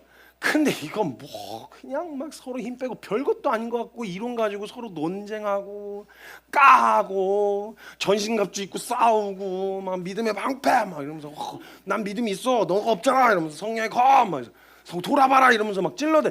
이런 여기다 에너지 다 빼고 정작 진짜 싸워야 되는 적이 왔을 때는 다 너덜너덜해져 가지고 항복. 이런 말도 안 되는 여기다가 에너지를 빼고 있을 일이 아닌데 이게 너무 답답한 거예요. 살아계신 하나님으로 만나고 그 실제하신 하나님을 정말 믿는 믿음으로 살아가고 싶으시잖아요. 나도 만약에 내가 지금 믿어지지 않아서 그런데 그렇게 나 살고 싶지 당연히. 나도 그렇게 살고 싶은 정말 그러니까 그걸 경험할 수 있는 자리에 함께 서보자, 가보자 이런 마음으로 하는 거야. 믿음 없다고 평가하고 판단하는 게 아니라 그렇게 만나야 하니까 모두가 그런 마음으로 도전하는 거예요. 살아계신 하나님을 만나면 말씀은 살아있는 말씀이 돼요. 그리고 살아계신 하나님을 믿으면 살아있는 믿음이 된다고요. 그러면 그때부터 말씀은 생동감 있고 되게 입체적으로 우리를 진단해내고 우리의 삶의 방향을 제시하기 시작합니다. 여러분 아마 진짜 한번 제대로 살아보려고 성경 한번 제대로 이렇게 읽어보려고 하면요, 진짜 기가 막히게. 여러분 설교 들을 때마다, 주일 설교 들을 때마다 나한테 하는 말 아니야? 뭐 이런 생각 드시는 분들 계시잖아요. 다 그렇게 느껴요. 다 설교 준비하면서 먼저 저한테 하신 말씀이에요. 이거 지금 나 까는 건데, 지금 나 겨냥하는 거 아니야 이거? 아니, 다 그렇게 느끼고 있어요. 지금 다 뭔가 사건을 알고 있는 것 같은데 다 알고 있다니까요. 다 이게 제가 먼저 저를 막 치셔서. 그래서 말씀이 원래 진짜 들리면요, 살아있고 활력이 있어가지고 생동감 있게 들려요. 정확하게 나를 막 진단해내고요, 나를 막 드러내고 막 이래요. 막 들춰낸다고요. 나를 끄집어내고. 그래서 제일 먼저 느껴지는 정서가 뭐냐면, 진짜 그런 걸 들으면 처음에는 멀찌감치 볼 때는 속이 시원해요. 이제 이 자식이 들어야 되거든. 예, 들어야 돼. 너 듣고 있니? 뭐 이러면서 이제 막 들어야 되는데, 이게 나를 겨냥하기 시작하잖아요. 부대껴서 못 견뎌 이거. 여러분 진짜 복음 앞에서 살아있는 생동감 있는 말씀으로 하나님을 만나기 시작하면 그 말씀이 나를 괴롭히기 시작하는데, 복음 앞에 합당하지 않은 거 하나도 양보 안 해요. 복음은 말씀 앞에 합당하지 않은, 복음에 합당하게 생활하라 그러셨잖아요. 거기에 합당하지 않은 걸 계속 짚어내요. 그럼 이게 막 계속 나를 괴롭혀요. 그러니까 이게 너무 싫은 거야. 혼자 나만 이러는 것 같고 다들 편하게 사는 것 같은데, 그래서 에이씨 안 해! 이렇게 된다고요. 그러면 어떻게 해야 돼요? 죽은 텍스트로 머물러 놔야 돼요. 예수님을 죽은 하나님으로 거기다 머물러 놔야 된다고요. 거기서 빠져나오시면 안 돼. 왜냐면 또 부담스럽잖아. 그런 부담 느끼기 싫어. 이렇게 되어지는 거라고요. 말씀은 자꾸 삶의 변화를 요구하고, 그러니까 자연스럽게 향하는 방향이 논쟁, 생산적인 논쟁, 생산적인 네거티브가 아니라 그냥 논쟁, 그냥 다짜고짜 논쟁. 왜? 이거 지금 나 여기서 나온 그 시간을 확보하잖아요. 논쟁하는 동안에는 내가 더 이상 그 액션을 취하지 않아도 되니까, 그 태도를 취하지 않아도 되니까 이 부담을 좀 더는 거죠. 한번 진짜 정직하게 살펴봅시다. 옳고 그름을 나누기도 애매한 논쟁 말고 모두가 동의하는 하나님의 말씀에 우린 지금 어떤 태도로 서고 있는지 한번 보죠.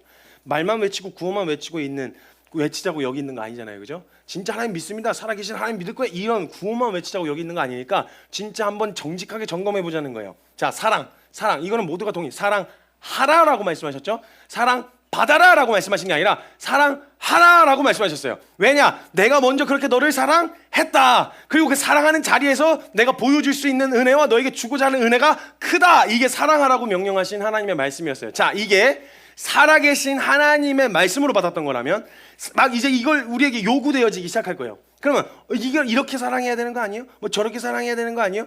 살아있는 믿음으로 이 말씀에 반응하면 이렇게 해야 되냐 저렇게 해야 되냐라고 하는 이런 감상적인 얘기 못해요. 감상적인, 왜냐하면 사랑 진짜 작정하고 해보려고 하면요, 얼마나 처절한지 알거든요. 처절해요.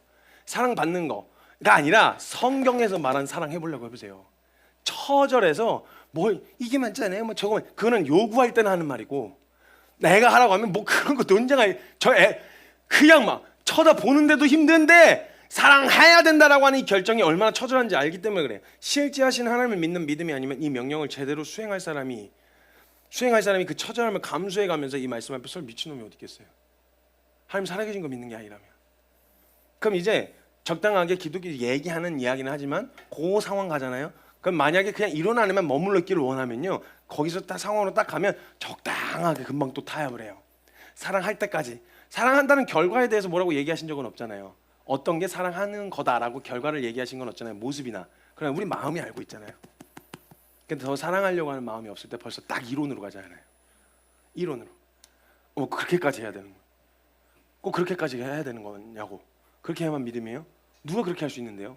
벌써 딱 이론으로 가요. 순종 더 그렇게까지 하고 싶지는 않은 거예요.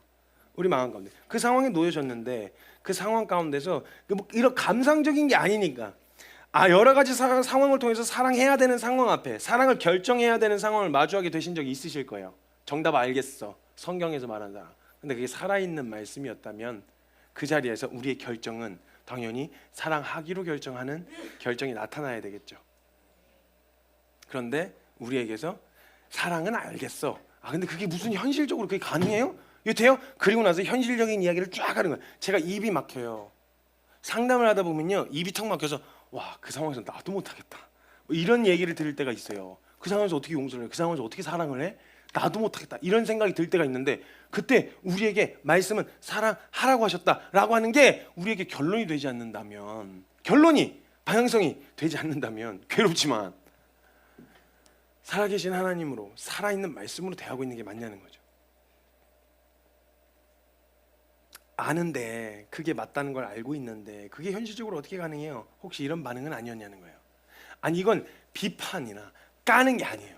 살아있는 말씀으로 대하자라고 하는 말씀을 드리는 거예요. 그때 정말 우리의 믿음은 살아있는 믿음이었냐는 거예요. 교회에서 예배 드릴 때 고백한 거 말고 실제로 그 사람을 마주하게 되어졌을 때, 그 마주한 상황에서 내가 그냥 아무도 안 봐, 아무도 보지 않는데 내가 그 사람 막 안 되는데 이게 사랑하기로 그래도 결정하고 행동하려고는 그 몸부림, 자연스럽게 되진 않아. 막 부들부들 떨면서 한 걸음 걷는 그 한 걸음을 걷는 결정을 하시냐고요? 우리 하고 있냐고요? 아니면 말도 안 돼, 해도 이 정도가 돼. 사람을 사랑하라고 하셨잖아. 얘는 사람이 아니야, 짐승이라고. 개도 이렇게 안 해. 개도 아까워. 얘는 요즘에는 개라고 욕하면 안 돼요. 또 개 섞은 욕을 하면 안 돼요. 개를 너무 이뻐들 하셔가지고. 상대방이 어느 정도 움직이기 전까지는 절대 움직이지 않으려고 하는 태도, 관계에서 그렇게 하나님 살아계시다, 하나님 실존하시다 라고 이야기하는데, 관계에서 딱 부딪히면 이 두 관계 안에서 언제까지 나만 해요? 언제까지 나만 해? 그럼 주님도 그렇게 얘기하시면 되겠네요, 그죠? 언제까지 나만 사랑하냐? 내가 언제까지 용서해줘야 돼? 내가 너네 언제까지 용납해야 돼? 그 두 관계 안에서 이쪽이 내가 이만큼 왔는데 이쪽이 이만큼 안 와. 다시 뒤로 한 발짝 빼. 그 저쪽에서 이만큼 움찔하면 나도 그 자세, 너가 움직여야 내가 움직일 거야, 이런 태도로 하나님이 살아계시다고 말하면서도 한 발짝도 서로 먼저 움직이지 않는, 그 교회 안에서도 먼저 안 되는데, 이걸 안 믿는 사람들하고 그냥 나를 등을 지고 척을 지는 사람들에게 한없이 다가가야 하는 이 삶으로 주님이 먼저 그 삶을 보이셨고, 그것을 믿는 우리는 그 등진 사람들을 향해서 계속 걸어가야 되는 사람인데, 이게 실제 우리 현장에서 관계에 문제가 생겼을 때 서로 먼저 한 발자국도 먼저 다가가지 않아. 이게 뭐예요 이게? 말씀이, 그러니까 믿음의 행함이 없으면 그게 무슨 우리에게 유익이 되겠냐는 거예요. 말씀 이론은 알고 있는데 이게 부담만 되지 하나도 실생활에 써먹을 수가 없어. 결과에 대해서 기대하고 있는 거예요. 내가 이만큼 했으면 너도 이만큼 해야 된다. 아니요, 주님이 그거 기대하지 말고 하라 그러셨어요. 사랑해, 가, 사랑하고 섬겨. 이거는 사랑하고 섬겨야만 내가 믿음으로 인정받는다가 아니라, 살아계신 하나님이 계시니까 의식하고 결정한 거란 말이에요. 그게 아니라면 그 결정을 할 정신 나간 사람은 없다고요. 사랑이란 단어는 나한테 그런 사랑을 하지 않는 사람에게 판단하고 정지하는 도구잖아요. 그냥 왜 사랑이 없어요? 왜 사랑 안 해요? 제가 진짜 기가 막힌, 예전에 막 별의별 이야기를 막 다 듣고 공동체 안에서 있으니까 막 일어나잖아요. 그러면 사랑이 없다 뭐 이런 얘기를 많이 들어요. 제일 많이 들어요. 공동체가 유지되기 위해서는 규율이 필요한데, 그게 분명하게 강조되기 시작하면 반드시 사랑 없다는 이야기가 나와요. 그러면 사랑이 없어? 사랑 없다는 걸 발견한 그 사람이 사랑할 때다. 왜냐면 몰라서 못하고 있는 거니까. 넌 정확하게 사랑이 없다는 걸 발견했고, 이 부족한 사랑을 이제 내가 채워야 되겠다 라는 사랑은 너가 사랑하면 돼. 그걸 발견했으니까 사랑하면 돼. 그 얘기가 그게 또 아닌 거예요. 아니, 그 얘기가 아니죠. 이렇게 나오는 거죠. 왜 우리는 사랑하라고 하는 말씀에는 그렇게 둔감하면서 사랑을 하지 않는 것에는 왜 그렇게 예민해요? 이론적으로 그렇게 살아야 된다라고 하는 것을 누군가에게 제시할 때는 그렇게 예민하고 날카롭고 분별력이 뛰어나면서, 내가 진짜 그렇게 오늘 결정해야 되는 그 단순한 결론 앞에서는 왜 이렇게 둔감하죠? 이론에만 머물러 있으면 그렇다는 거예요. 사랑하라는 말씀은 상대방에게 요구할 때나 쓰는 거지, 내게 요구되어지면 이것만큼 불편한 게 없는 거죠. 진짜 가장 당황스러울 때가 여러 가지 문제를 가지고 상담할 때요, 분명 신앙의 상담인데 지금 이 상황에서 어떤 상황에 놓여져서 솔루션을 제시할 때 현실적인 솔루션이 아니라 기도합시다, 사랑합시다, 알아요. 그 상황이 얼마나 치열한지 힘든지. 우리 안에 사랑이 없으니 그걸 주님에게서 구해내서 그 사랑으로 살아가려니 얼마나 힘들겠어요. 치열하지만 우리 방향은 사랑해야죠. 사랑합시다. 이러면 이게 전혀 솔루션이 안 되는 이 분위기가 정말 당황스럽단 말이에요. 기도합시다. 우리 이거 기도밖에 답이 없어요. 지금 당장 어떻게 될지 모르겠어요. 기도하자. 채우신다. 저희가 바로 털고 나서가 그 다음에 바로 월세였어요. 저희가 재정 다 털었잖아요. 교회하고 다 재정 0으로 털었었어요. 저희가 믿음으로. 그냥 무식하게 그냥 믿음이 좋아서가 아니라 하나님 믿을 수밖에 없는 상황을 기도가 되더라고요. 진짜. 그래서 제가 늘 그랬었거든요. 믿을 수밖에 없는 상황으로 우리 내던지자. 그러니까 막 진짜 막 손에 땀을 쥐면서 기도하자. 채우시는 거 우리 그때도 하셨던 하나님 뭐 액수 따라서 야 그때는 막 돈 100만 원이었고 그랬는데 지금은 조금 액수가 크다. 막 그거 안 되겠다. 막 이렇게 하시는 하나님 아니시니까 기도하자. 정말 하나님이 정말 채우시는 거 경험하자. 이렇게 기도하는 이게 근데 실제에서는 솔루션이 되지 않으면 살아계신 하나님을 믿는 거예요? 아니면 그냥 종교야 문화인 거예요? 하나님이 사실이라면 이것만큼이나 현실적인 대안이 어디 있어요? 분명한 건요, 이 이야기가 지속되잖아요. 저와 여러분은 계속 지쳐가실 거예요. 여러분이 만약 이걸 이론에다 머물러 있으시면 여러분 절대 못 견디실 거예요 아마. 그래서 애시당초 교회 키울 생각을 포기했어요. 사람들 키운다라는 게 사람들 많이 이런 그런 거 없어요. 그러니까 그렇게 편하게 그냥 종교에 젖어서 편안하게 할 수 있는 그런 거 하고 싶지 않아요. 진짜 같이 살아보고 싶어요. 막 너도 해줘도 그냥 한번 막 시도해보고 빵 하고 깨져서 저기 굴러 떨어지면 그 몇 명이 가서 주워오고 그 사람 그러고 그냥 막 계속 같이 가는. 저 이거 계속 이야기할 거예요. 뭐라고 욕을 먹어도 계속 이야기할 거예요. 그래서 여러분 안에 정말 실제하시고 존재하시는 하나님 만날 때까지 그렇게 이야기하고 싶어요. 그렇게 살아가고 싶어요. 이게 근데 만약에 이걸 그냥 거기다 둔다면 질려서 더 이상 나 너무 부담스러워. 그렇게 그냥 이렇게 하면 자연스럽게 멀어질 수밖에 없어요. 부담스러워질 거예요. 정말 내가 살기 위해 복음으로 살고자 하는 소망함 때문에 몸부림친 게 아니라면 복음은 복음에 합당하지 않은 것에 대하여 우리에게 남아있는 한 끝까지 추적할 거거든요. 복음은. 그러니까 계속해서 우리를 괴롭힐 거예요. 그러나 하나님의 실존을 믿는 사람이면 그 괴롭힘을 감사하게 생각해야 돼요. 이거 그냥 모르고 그냥 넘어갔더라면 어떡할 뻔했어. 감사할 수 있어요. 왜? 그거 모르고 주님 앞에 서면 큰일 날 뻔했잖아요. 저는요 교회가 우리 공동체가 사소한 이론에 대한 차이로 논쟁하는 에너지로 차라리 실제이신 하나님 만나려고 어디든 그냥 뛰어들어서 그냥 배고플 때 만나면요 밥만 먹어도 서로 행복해요. 막 싸울 이유가 없어요. 그냥 등 따시고 배부르고 여유롭다가 이것저것 소유권을 주장하고 챙기려다가 그렇게 막 이런 거 하고 싶지 않아요. 정말 우리 스스로 진지하게 한 가지 물어야 돼요. 우리에게 믿음의 실체가 있는가? 우리 실존하시는 하나님을 믿는 것인가? 우리가 믿는 게 허상이 아니라 실존하시는 하나님을 믿는 것이라면 우리의 믿음에도 실체가 있어야 되잖아요. 그저 이상적인 이론만 난무하는 상상 속에만 gat혀있는 믿음이 아니었는지 점검하고 돌아봐야 된다는 거예요. 실제 내 삶으로 와서는 실체가 없는 내가 알고 있는 이상과 복음의 내용은 내가 내게 들어오는 제한이 하나도 효력이 없고 사용할 의지도 없다면 오늘 이야기한 성경에서 본문에서 이야기한 죽은 믿음이라는 거예요. 야고보는 자신이 갈팡질팡하면서 의심해오던 모든 불신의 마침표를 찍었어요. 예수는 그리스도다. 이건 살아있다. 내가 연약하고 연약하지 않고 내가 막 흔들리고 안 흔들리고 하고는 상관없이 예수는 그리스도라는 마침표를 찍어놨어요. 이건 찍어야 돼요. 찍고 나서 그 다음에 움직이는 거예요. 찍어진 거예요. 내 연약함 때문에 하나님이 살아있기도 하고 죽기도 하는 이런 게 아니에요. 그런 공격들, 유혹들, 어려움들 찾아오실 거예요. 그게 아무것도 아니란 말이 아니에요. 그러나 실존하시는 하나님으로 믿느냐, 내 연약함 때문에 그 사실을 휘둘러서는 안 된다는 거예요. 그리고 우리가 믿은 바 내용이 너무 사실이고 현실이었기 때문에 야고보에게는 그는 예수가 그리스도이신 것처럼 살았어요. 하나님이 살아계신 것처럼 살았다고요. 깨끗하고 반듯하게 살자라는 말보다는 하나님을 의식하며 살게 되어졌다는 거예요. 그리고 그는 믿었다고 말은 하고 있으나 전혀 살아계신 것을 인지하지 않고 살고 있는 사람들에게 단호하게 이야기하고 있는 거예요. 행함이 없는 믿음은 죽은 믿음이다. 보여주신 만큼, 알게 해주신 만큼이라도 내가 이론적으로 내가 어떻게 해야 되는지 방법은 내가 제한적이라도 살아계신 하나님을 믿었다면 그를 믿는 바대로 오늘 알 만큼 걸어볼 수 있어야 되잖아요. 믿음을 표현하는 방식은 다르고 삶의 방식은 당연히 다를 수 있어요. 정해진 틀이 있는 게 아니에요. 그리고 어떤 기준이 있는 건 아니지만 내게 주신 하나님의 은혜와 구원을 내 정욕과 원함에 빼앗기지 않기 위해 힘써 지키려고 하는 몸부림이 어떻게 행위로 치부될 수 있겠냐고요. 그 은혜를 붙들려고 하는 나타나는 이 태도가 절대 행위일 수 없다는 거예요. 우리가 믿는 하나님은 어떤 하나님이신가요? 살아계신 하나님이시잖아요. 실존하다고 믿고 있었단 말이죠. 그럼 우리의 믿음이 실제하시고 실존하시는 하나님을 믿는 것이라면 그 믿음에 대한 나의 삶의 반응, 성경의 표현으로는 믿은 바에 대한 분명한 행함이 우리에게 나타나야 된다는 거예요.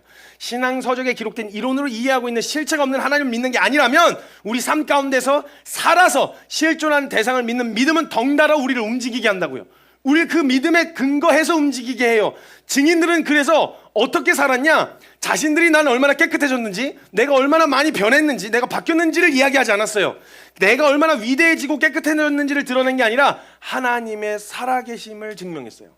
왜? 이 사람이 하나님이 살아있는 것처럼 살거든요. 그러니까 하나님 살아계시구나. 그가 하나님을 의식하고 살았더니 그 사람을 책임지시고 보호하시고 때로는 고난 가운데 두셨지만 그의 영혼이 무너지지 않도록 붙잡으신 걸 보면서 하나님 살아계시구나.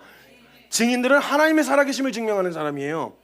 그러니까 그의 삶 자체가 경건하고 깨끗해서가 아니라 그의 삶은 하나님이 실존하시는 것을 알고 믿은 사람처럼 행동했기 때문에요. 보세요. 경건은요, 내가 깨끗한 신앙인임을 증명하기 위해서 사는 게 아니고요, 살아계시고 어미하신 하나님을 경외하기 때문에 경건하려고 하는 거예요.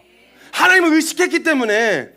섬김과 겸손은요, 내가 사람들에게 인정받기 위해서 한 게 아니라 살아계시고 크신 하나님 앞에 서면 내가 자연스럽게 작아지기 때문에 섬기고 낮아질 수밖에 없는 거예요. 하나님을 의식했기 때문에 가능한 일이지, 내가 의지적으로 하려고 하면 나보다 남을 낮게 여기는 거 절대 불가능해요. 안 된다고요. 말로는 그렇게 하면서 뒤에서는 아유, 그거 하나 제대로 쳐다보면 내가 도와줘야 돼, 이런 식의 반응으로 나올 수밖에 없다고요. 근데 진짜 낮아지면요, 하나님을 의식했을 때 그 크신 하나님 앞에 서니까 내가 너무 작아져서 낮아지는 게 겸손이에요. 우리의 용납과 용서는요, 그리고 사랑은요, 그 크신 하나님이 이 작은 나를 돌아보시고 베풀어 주신 은혜 때문에 가능한 거지, 그걸 의식했기 때문에 사랑하기로, 내가 받은 게 있는데, 내가 받은 사랑이 있는데 당연히 이거 줘야지, 받으려고 하니, 나는 뭐 그렇게 드린 적도 없는데 주님이 나를 향해 그렇게 먼저 하셨으니까 내가 그렇게 해야지 라는 마음으로 하나님을 의식하지 않으면 그 사랑의 결정 오늘 불가능해요. 왜냐면 그 사람을 보거든요. 야, 내가 이만큼 했는데 너 이만큼 해야 되는 거 아니야? 이 정도 해야 되는 거 아니야? 이런 반응으로 하거든요.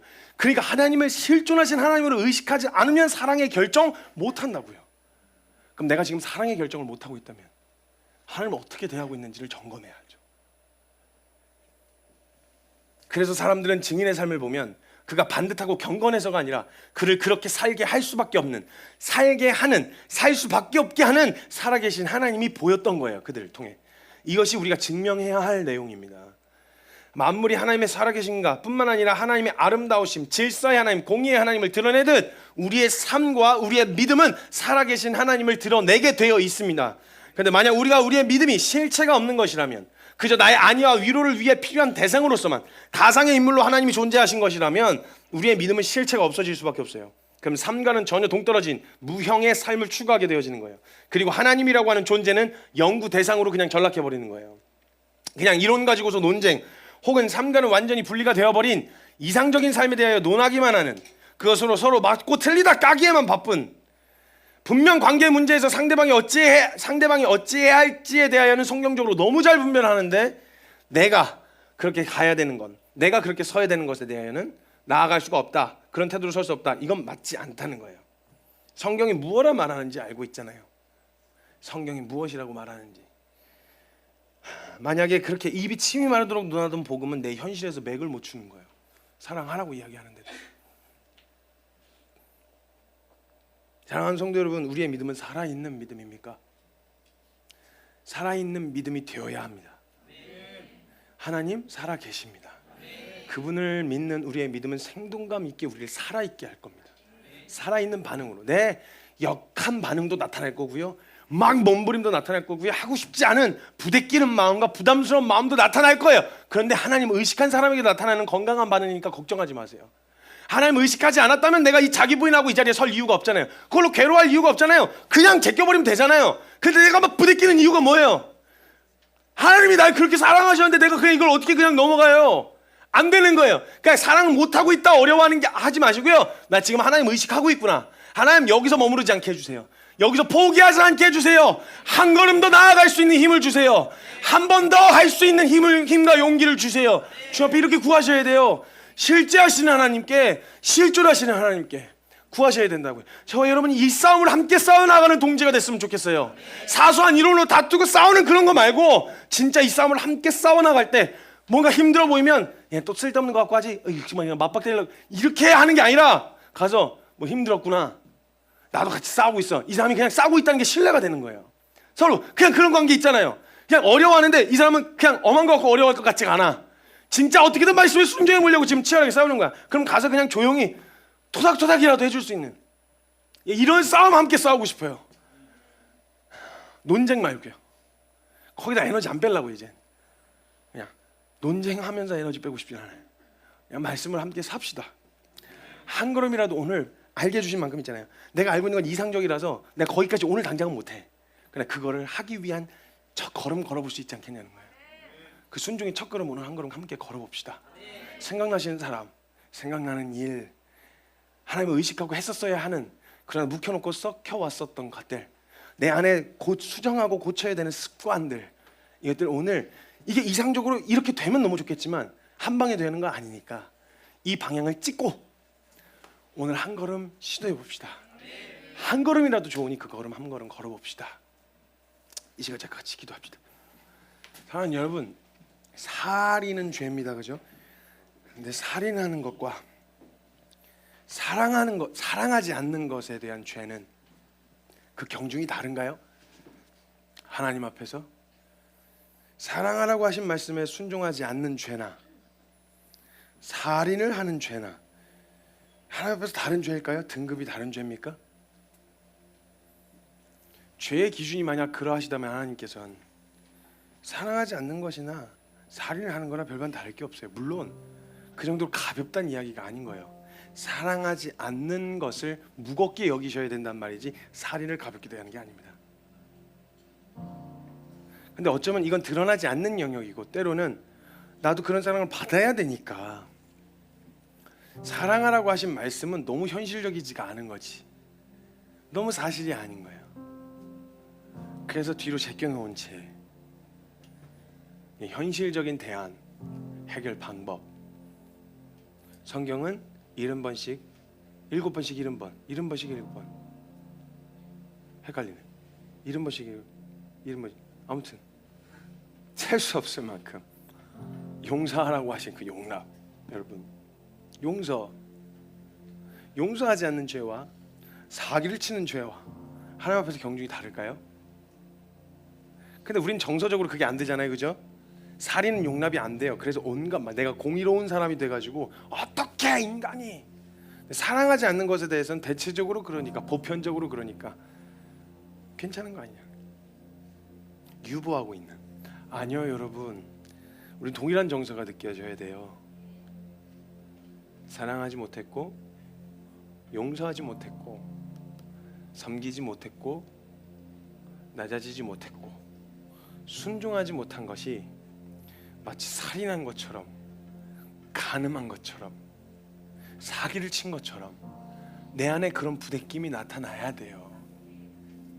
행함이 없는 믿음이 우리를 어떻게 유익하게 하겠으며 그것이 어떻게 우리의 구원을 이룰 수 있겠느냐. 살아계신 하나님으로서 만나면 그 삶을 결정하는 것이 가능해요. 네, 이상적인 모습이 있을 수 있지만 저기가 거기까지 가야 한다라고 말하는 게 아니라 표대만 정해놓고 오늘 한 걸음씩 포기하지 않고 한 걸음씩 가자는 거예요. 네, 이게 얼마나 여러분을 불편하게 할지 알아요. 이게 얼마나 여러분을 부대끼게 만들고 힘들게 만들 줄 알아요. 근데 정말 내가 수십 년 믿어왔던 이 믿음이 내 삶에 이거 실제였네, 이거 진짜 되네, 이거 진짜 가능하네, 이게 정말 이게 되는 거였네. 내 일터에서, 내 가정에서, 내 관계의 영역에서, 재정의 모든 영역에서 이게 말씀대로 하니까 이게 진짜 현실이네, 이거 되네, 이거 봐야죠. 말로만 이론에만 머물러 있는 살아계신 하나님이 아니라 진짜 살아계시네, 그분이 진짜 우리 책임지시네, 이거 같이 봐야죠. 그 저는 계속 두드릴 거예요. 계속 괴롭힐 거예요. 계속 부담스럽게 할 거예요. 교회가 막 쪼개지고 뭐 하든 뭐 어떻게 되든 계속 붙들고 말씀 앞에 이렇게 같이 서자고, 하나님 실존하시고 살아계신 하나님 만나야 된다고 저는 이렇게 함께 외치고 나눌 거예요. 별 차이도 없는 논쟁은 집어치우고 정말 살아계신 하나님을 믿는 사람처럼 살자고요. 내가 정해놓은 믿음의 기준이 아니라 살아계신 하나님이 기뻐하시는 믿음으로 서고 싶은 소망함이 있었다면 여러분 오늘 한 걸음 걷는 결정 가능하십니다. 오늘 그 결정으로 하나님이 살아계심 보여주실 거예요. 하나님의 살아계심을 드러낼 결과를 내가 원하는 걸로 정해놓지 마세요. 내가 이렇게 하면 살아계신 하나님이 이렇게 반응하시겠지가 아니에요. 하나님이 가장 선하신 것을 이루실 거예요. 그리고 정말 박수가 나오고 탄성이 나올 만큼 와, 하나님이 이거 하시려고 하셨구나, 이거 하시려고 나에게 그 순종을 하라고 하셨던 거였구나, 이걸 탄성이 질러지는 날이 와요. 그러니까 여러분 순종합시다. 사랑합시다. 용서합시다. 결정하고 잘못된 습관들이 있다면, 하나님 앞에 합당하지 않은 것들이 있다면 제하고, 그래야 하나님 너 계속 넘어져 왔더라도 이젠 내 말 더 이상 못 믿어도 하나님, 저 하나님 앞에서 다시 한번 그렇게 해볼 거예요 하고 한 걸음 더 선택하여 순종하는 이 결정 주님 앞에 오늘 함께 올려드리십시다. 믿음으로 굳게 마음을 먹고 주님 앞에 하나님 그렇게 서겠습니다 라는 결정으로 함께 기도하며 나아갈 때 우리 사랑하는 주님의 이름, 우리의 믿음을 지키시고 주 예수 그리스도의 날까지 붙드실 그 주님의 이름 간절하게 한번 크게 부르짖고 동성으로 함께 기도하며 나아갑니다. 주여!